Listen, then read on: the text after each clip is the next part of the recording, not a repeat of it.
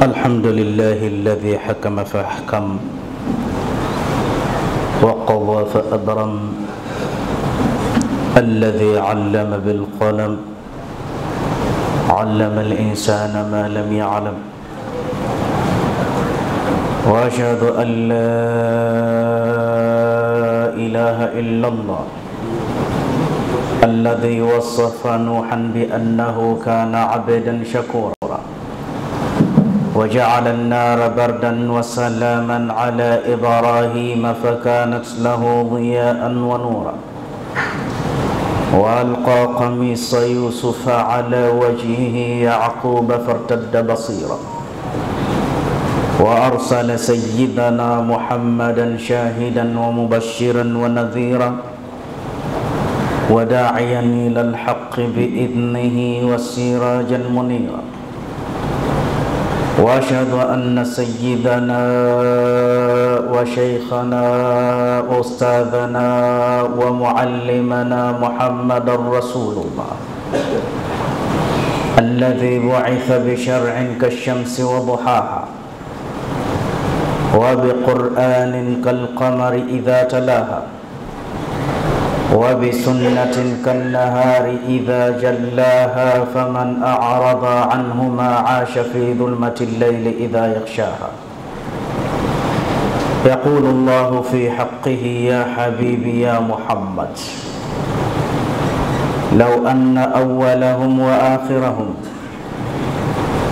وإنسهم وجنهم سلكوا كل طريق واستفتح علي كل باب ما فتحت لهم حتى يأتوا خلفك يا محمد. أما بعد، فيا أيها الناس، أوصيكم ونفسي بتقوى الله، واتبعوا سنة نبي الله، واعلموا أن الفوز مع المتقين، ومن لم يلبث ثيابا من التقى تجرد عريانا ولو كان كاسيا، وخير لباس المرء طاعة ربه، ولا خير في من كان لله عاصيا، ولو كانت الدنيا تدوم لأهلها لكان رسول الله فيها حيا وباقيا. Enyi ndugu Waislamu,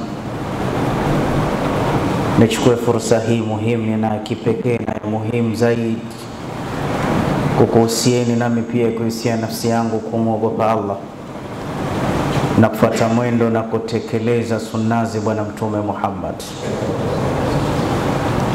Kwanza kabisa tunamshukuru Mwenyezi Mungu kwa kutupa neema hii ya Uislamu. Pili, tunamshukuru Mwenyezi Mungu kwa kutujalia kuwa wafuasi wa Bwana Mtume Muhammad. Ikiwa yule mbwa wa Ashabul Kahf alitajika ndani ya Qur'an, sayakununa thalathatu rabi'uhum kalbuhum, alipata jina kwa kuwa aliandamana na watu wema.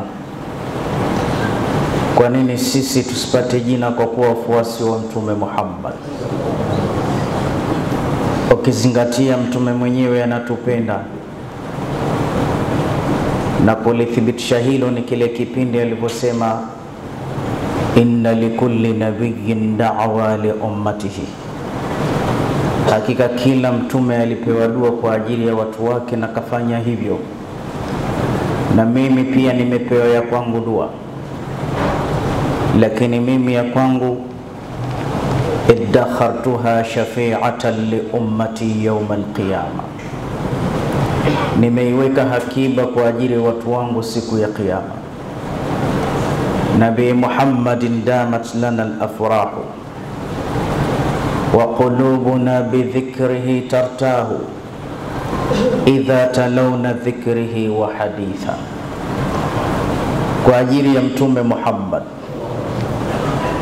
furaha imedumu juu yetu au imetudumia furaha, na pale atakapotajwa mtume huyu nyoyo zetu zinaburudika, zinanafasika. Hivyo kila mmoja wetu, kwa sababu ni mwezi wake, aelekeze fikra zake kwa Mtume Muhammad, kama alivyokuwa akisema zamani yule mshairi wake Hasan Thabit: wa ajmalu minka lam tara qattu aynin wa ahsanu minka lam talid an-nisa'u khuliqta mubarra'an min kulli aibin ka'annaka qad khuliqta kama tasha. Mzuri kama wewe sijawaiona, na macho yangu hayajawaiona, na mbora kama wewe wanawake hawajazaa. Umeumbwa, umeepushwa na kila ila na kila aibu, utadhani umeumbwa vile ulivyotaka mwenyewe. Maneno ya Hasan Thabit, mshairi wa Waislamu wote dunia nzima. Akamuongeza tena: qiyami li'azizi alayya fardun wa talqul fardun ma huwa mustaqim ajabtu liman lahu aqlun wa fahamun yara ya hadha aljamala wa la yaqum. Kwa mnasaba maneno haya, vile alivyokuwa mtume na daraja kubwa kwa Allah ala al-itlaq wal akhlaq, utadhani alimwambia Allah, na kuomba unipe sura hii, macho haya, kifua hiki, na tabaan mpaka viungo vyake vyote vimesimuliwa ndani ya Qur'an takriban. Lakini pia babangu awe fulani na jina fulani na mama. Hizi ndo sifa za Mtume Muhammad. Kaannaka qad khuliqta kama tasha. Utafikiri aliumbwa kati ya oda niumbwe hivi, na hata majina yake. Khairul abidi ma hummid wa ma ubid wa ma mujid wa khairul asma'i abdullahi wa abdur rahman. Majina masnuna na mashrua ya watu kuitana, basi kuna fadhila mtu kuitwa Abdullah, kuna fadhila mtu kuitwa Abdurrahman.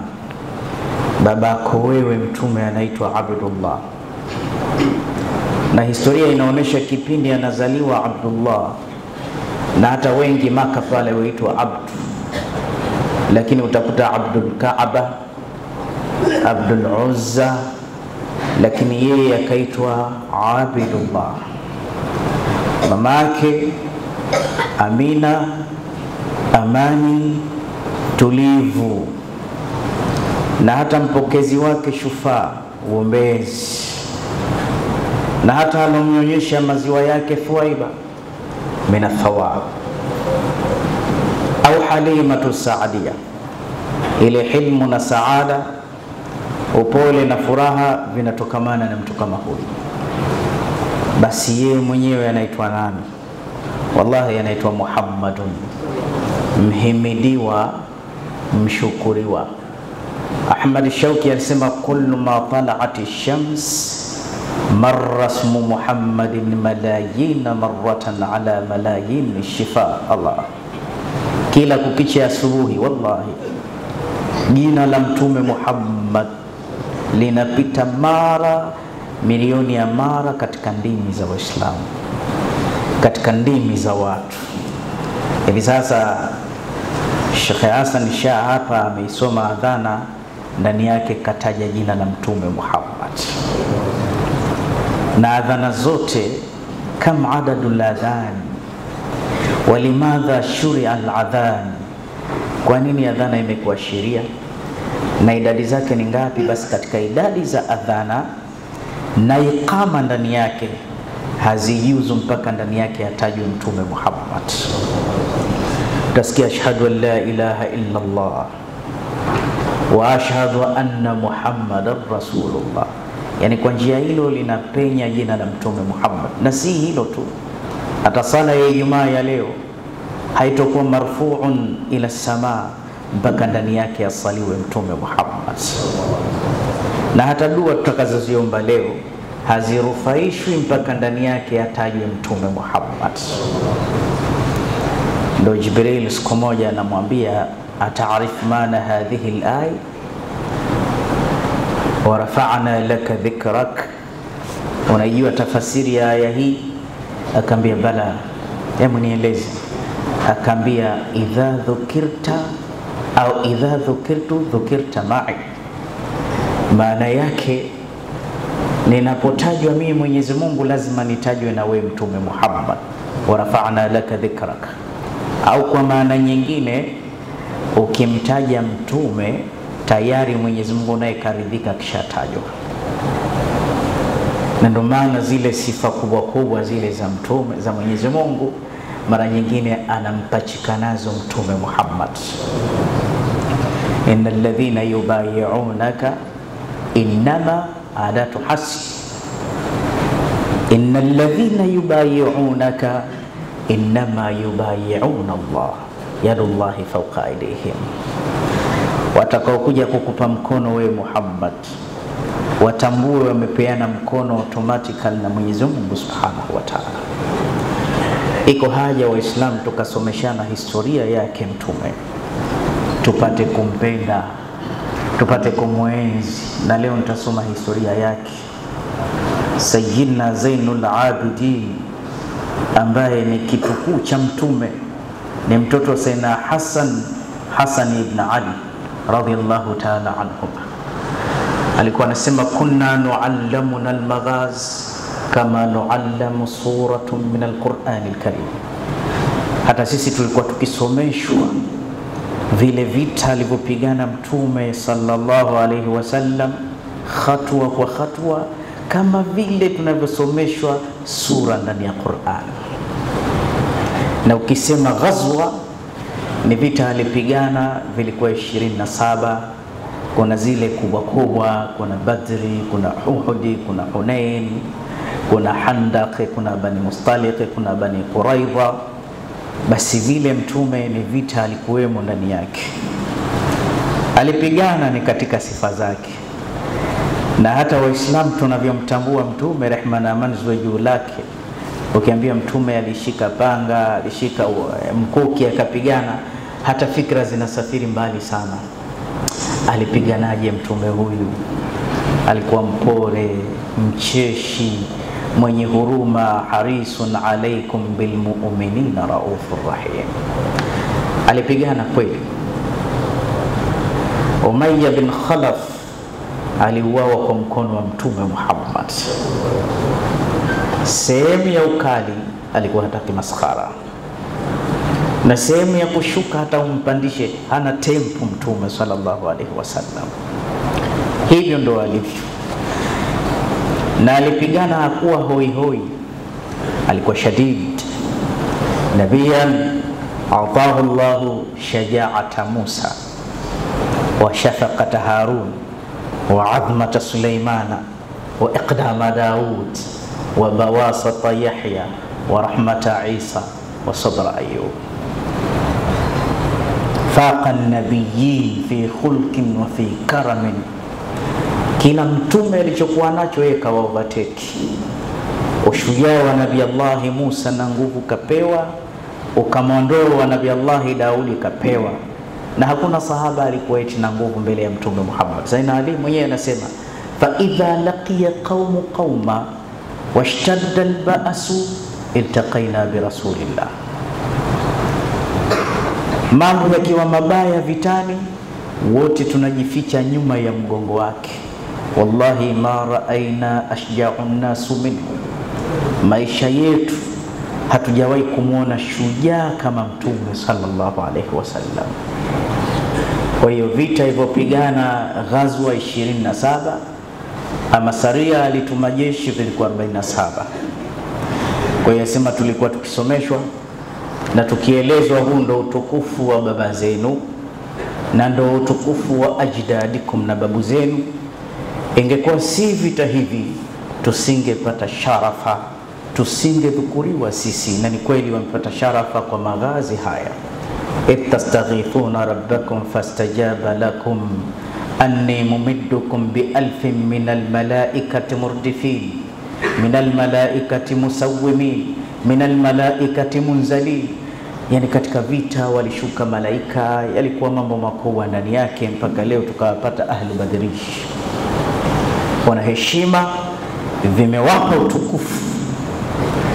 Ya ayyuhalladhina amanu idha qila lakum tafassahu fil majalis fafsahu yafsahillah wa idha qila anshuzu fanshuzu yarfa'illahu alladhina amanu minkum walladhina utul ilma darajat wallahu bima ta'maluna khabir. Hata aya hii ni kuwaheshimisha watu wa Badri. Watu wa Badri fadhila zao ni kubwa, so walikuwa jamban ala jambi, wakipigana pamoja na msaada wa malaika. Kwa hiyo aya hii ilishuka ili wapishwe wakae, na wengine wakasema wao wana nini mpaka sisi tuambiwe nyanyukeni au wakae mtume. Watu wa Badri. Kwa hiyo alimradi historia kwa dakika 5 tu, historia ya mtume rehma na amani juu lake. Alizaliwa Rabiul Awwal, mfungo 6 mwezi 12 sawa bin sawia na siku ya Jumatatu. Waliduhu Abdullah, babake mzazi anaitwa Abdullah ibn Abdul Muttalib. Kana Qurashiyan ashraf kabilatin fi Makkah al-Mukarrama, ametokamana na kabila tukufu la Quraish, lakini lile kabila halikuwa tukufu kwa sababu limeshikamana na mtu mtukufu.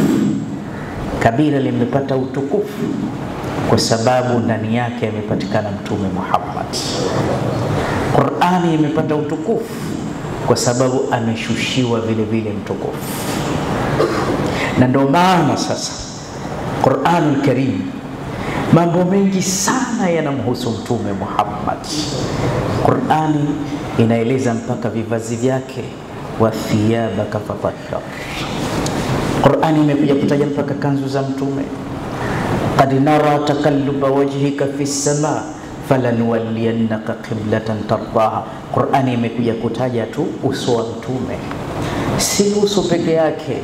Alam nashrah laka sadrak, hichi kifua chako kimetajwa, hichi ni kifua cha mtume Muhammad. Alafu alladhi aya mbele anqadha dhahraka, tulikutoa mzigo ulikuwa uvunje mgongo wako. Yani pia mgongo wa mtume umetajwa, fuadu moyo wa mtume umetajwa, uyunan macho ya mtume yametajwa, wallahi mpaka mkono. Na hakuna nabii aliyeapiwa umri wake ndani ya Qur'ani, lakini mtume kaapiwa. Na ukitizama katika nidaa heshima yake, hakuwahi kuitwa kwa jina lake, alitajwa ya ayuhan nabi, ya ayuhal muzammil, ya ayuhal mudaththir, ya ayuhar rasul. Na tizama sasa nidaa nyingi sana mtume akiitwa ya ayuhan nabi, itakuwa ni mwanzo wa sura au ni mwanzo wa aya kwa kifupi. Lakini ilivyokuja issue, maana kuna jambo linashughulisha dunia nzima. Dunia nzima linashughulisha, kuna kiumbe mmoja wa Allah anashughulisha dunia nzima, mpaka yeye mwenyewe Allah kiumbe mwenyewe ni mtume Muhammad. Pale aliposema inna Allaha wa malaikatahu, Mwenyezi Mungu na malaika wake, yusallun, tayari ni tashrili. Na hii tashrili sio taklifu, ni tashrifu. Hii kushughulishwa na kumswalia mtume si taklifu, ni tashrifu, ni sharafa. Hii ni habari kubwa hizi Waislamu wallahi. Sasa ya ayuhan nabii, mwanzo wa aya, mwanzo wa sura. Lakini ilivyokuja hii ishu ya kumswalia mtume, kushughulisha ulimwengu, karibia nusu ya aya nzima imetaja jambo hili. Hizi ya ayuhan nabii ziko 89 ndani ya Qur'an, na kama nilivyosema, mwanzo wa aya, mwanzo wa sura. Lakini hii ya ayuhan nabii, hii ya kumsalia mtume peke yake, nusu ya aya nzima.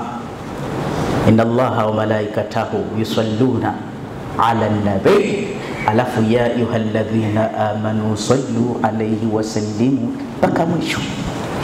Kwa sababu ndani yake ni jambo la kutushughulisha sisi mpaka na Mola wetu, na bado narudia, si taklifu mtashiri.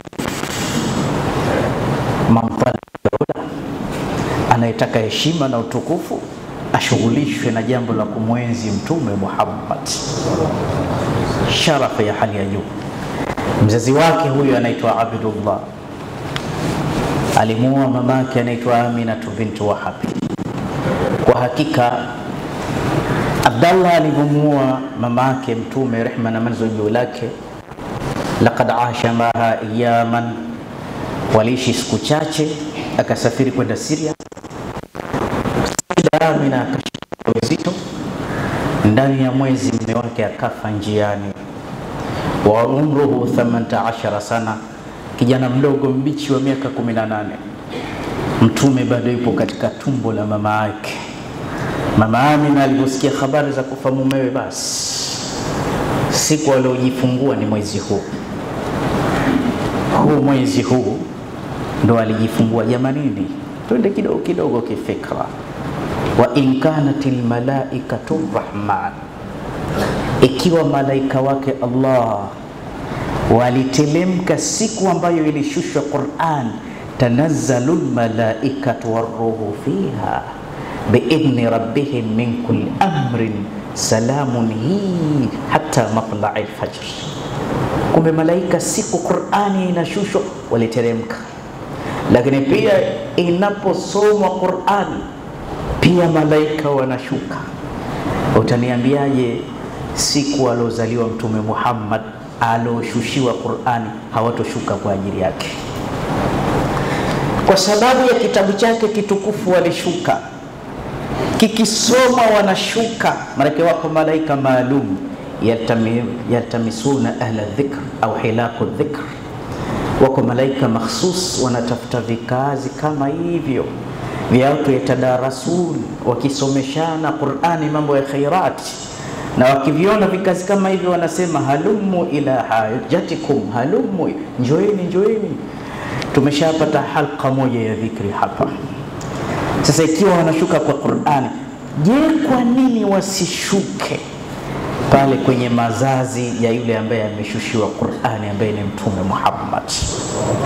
Na kwa nini wasishuke kwa wale watu ambao unasun yashtamiuna, watu ambao wanakusanyika lihafalati maulidun nabawi sharif, kwa wale watu ambao wanajikusanya kwa sababu ya mazazi yake Mtume Muhammad sallallahu alayhi wasallam. Baada ya pale mama Amin alivyojifungua mimba yake, walam tajid lihamlihi alaman wala thiqala, kisha baada ya hapo akamlea Mtume mpaka umri wa miaka 6. Ilipofikia miaka 6 akasafiri naye kwenda Madina, kwenda kuona kaburi la baba yake, alizikwa kule. Wakati wanarudi wakakaribia sehemu inaitwa Abwa, ni kijiji kati ya Maka na Madina, amradhat. Mama akaugua akafa pale pale, Mtume akiwa chini ya umri wa miaka 6 akawa yatima. Pembeni alikuwepo mtumishi wa babake mzee Abdallah anaitwa Ummu Ayman, akamwambia anti ummi baada ummi, naomba wewe uwe place ya mamangu. Na huyo Ummu Ayman ndo alorudi mpaka Maka na Mtume sallallahu alaihi wasallam, akalelewa na mzee wake Abdul Muttalib ambaye ni babu yake. Baada an kafa lahu sanatayn mata jadduhu, ilipofika miaka 2 tu, kwa miaka 8 basi huyu naye akafa. Yantakil min yadin ila yadin ukhra. Lakini pia mbali ya hapo akalelewa na ammi yake anaitwa Abu Talib, na huyo Abu Talib alimpenda sana Mtume kuliko anavyopenda watoto wake, na maisha yake yalikuwa magumu sana katika mafukara wa Maka, naye mmoja wao. Lakini fawassa Allahu lahu rizqahu, Mwenyezi Mungu alifanyia takhfifu ile riziki kwa sababu Mtume alikuwa ana baraka ya hali ya juu sana.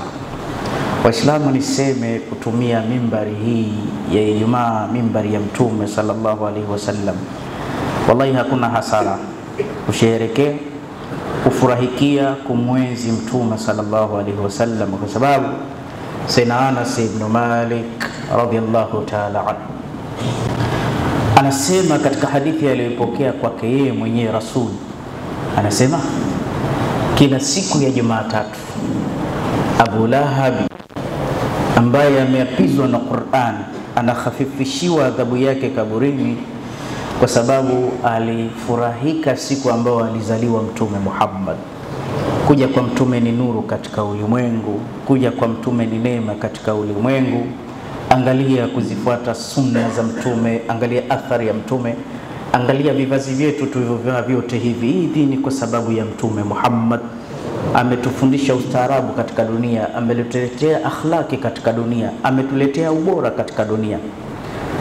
Fa in kana shabun faqudwatuka Muhammadun, ikiwa wewe ni kijana kiigo chako ni mtume, ikiwa wewe ni mzee muige mtume, ikiwa hujaoa muige mtume. Kila kona ya maisha mtume ametaamali nayo. Kuna vyeo vingi sana, lakini cheo ambacho Allah alimpa, alimwambia wa innaka la ala khuluqin adhim, yeye yuko juu ya ubora wa tabia. Ama leo mambo ni mengi sana, na miongoni mwa sunna za Ijumaa kumfuata mtume, rehma na zuili lake, ni khutba kwa fupi, labda sala ikawa ndefu sana. Na mimi kwa kumpenda mtume na leo ni siku yake, nisisonge nikome hapa. Kwa machache haya tuaidhike nayo, bora tukapata machache tukaenda kusimuliana, kuhadithiana sharafa na utukufu wa Mtume Muhammad, rehma na amani juu lake. Tunamwomba Mwenyezi Mungu atujalie kuwa wafuasi wa hakika wa Mtume sallallahu alaihi wasallam. Waqala azza min qailin alim, fa idha qara'ta al-Qur'ana fasta'idh billahi minash shaitanir rajim. أعوذ بالله من الشيطان الرجيم. ورفعنا لك ذكرك. بارك الله لي ولكم بالقرآن العظيم، ونفعني وإياكم بالآيات والذكر الحكيم. أقول قولي هذا واستغفر الله لي ولكم فاستغفروه، إنه هو الغفور الرحيم وهو البر الكريم.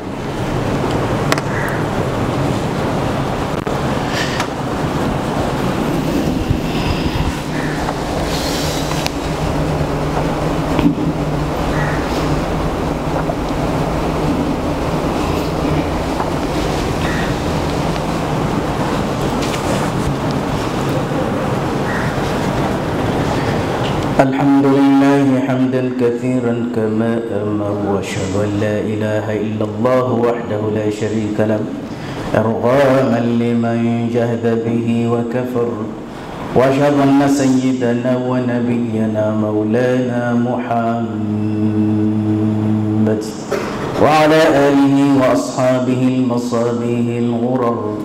عباد الله اتقوا الله من سماء اللغو وفضول الخبر، وانتهوا عما نهاكم عنه وزجر، واعلموا أن الله أمركم بأمر بدا فيه ونفسه وثنى بملائكته المسبحة وقدسه، وثلث بكم أيها المؤمنون من برية جنه وإنسه. وقال تعالى مخبرا وآمرا إن الله وملائكته يصلون على النبي يا أيها الذين آمنوا صلوا عليه وسلموا تسليما. اللهم صل على نبي الرحمة وشافع الأمة عدد ما أحاط به علمك وأحصاه كتابك وضمه، وعلى آله ومن نصره في كل مهمة، خصوصا منهم بالنسل الأريق أمير المؤمنين سيدنا أبي بكر الصديق، وعلى الزاهد الأواب الناطق بالصواب أمير المؤمنين سيدنا أبي حفص عمر بن الخطاب، ولا جعل القرآن استحية منهم الملائكة الرحمة مهي الليالي بتلاوة الكتاب، أمير المؤمنين سيدنا عثمان بن عفان، وعلى سيدنا الوالد إمام المشارق والمغارب أمير المؤمنين سيدنا علي بن أبي طالب، وعلى ولديه سيدين أبي محمد الحسن وأبي عبد الله الحسين، وعلى أمهما الزهراء البتول، وعلى عميه المعظمين عند الله والناس المطهرين من الدنس والأرجاس أبي عمارة الهمزة وأبي الفضل العبد